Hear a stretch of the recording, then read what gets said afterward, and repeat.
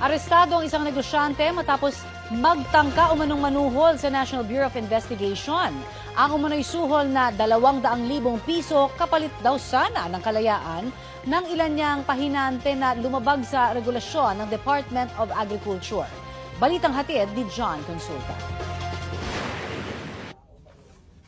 Makikita sa videong ito ang Executive Officer ng NBI Criminal Intelligence Division habang kinakausap ang isang manong negosyante na may pakay sa kanya. Ilang saglit lang, may inilapag ng pera ang lalaki sa mesa na 200,000 pesos. Noon na siya hinawakan at dinakip ng mga ahente ng NBI. Na-arresto ka namin sa tangkang panuluhor sa NBI, ha?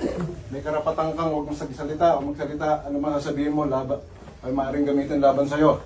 Ayon sa NBI, nagpunta sa tanggapan nila sa Pasay ang inaresto para ipakiusap. Napakawala ng ilan nilang inaresto kapalit ng perang kanyang ibinigay. Ang sabi sa akin ng mga operatiba, that is just one time. Susunod daw, pag meron silang ganyan, lalapit uli sila sa amin. Ang ugat ng panunuhol, ang pagkakahuli ng NBI Creed sa 2 truck ng grupo na hindi reefer van pero may lamang frozen na isda at gulay. Labag yan sa regulasyon ng DA ayon sa NBI. Minsan, yung mga truck na yan, hindi naman kagad madi-deliver yan. Ilalagay lang nila dyan, matitenga yan, matuto yung mga yelo. Pag nato na yung mga yelo, hindi na under refrigeration. Pumapasok na dyan yung mga elements ng pagkasira. Kaya pag halimbawa nasira na yan, saka palang lalamig uli, pwede daw mag-breed ng microorganisms. Sabi ng DA. Nananatiling impounded ang truck at arestado ang mga pahinante nito.